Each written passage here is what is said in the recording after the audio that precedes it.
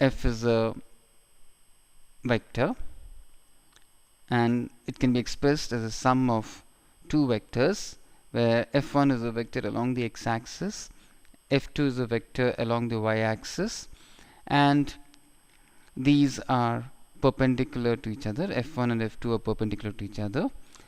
Now this is a vector sum. Okay, so this is a sum of two vectors which is giving another vector which is f. The two vectors f1 and f2 are perpendicular to each other, and you do know how to find out f1 and f2 because we've already learned vector resolution. The only thing that I want to highlight is make sure that you draw the arrows when you draw the free body diagram and you do the resolution along the axis, x-axis and y-axis. Please make sure you draw the arrows. Why? Because when you write this equation you would like to know the signs. Anything that would go to the right is going to be taken as positive.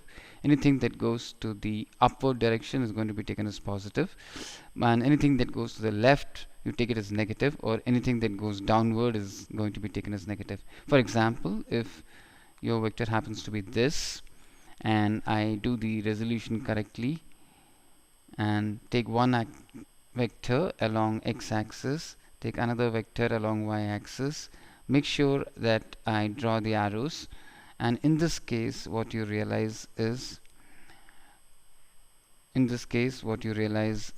f is equal to f1 plus f2, where the magnitude of f1 is positive but the magnitude of f2 is negative, and therein it becomes obvious to you by looking at the arrows.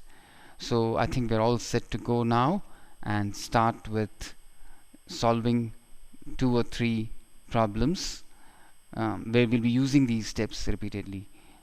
So I think I should start with a simple problem and then quickly go to 2 inclined planes problems, one of which I think for a beginner who sees it for the first time will appear to be slightly difficult, but just 10 days down the line you will think that it was a rather simple problem.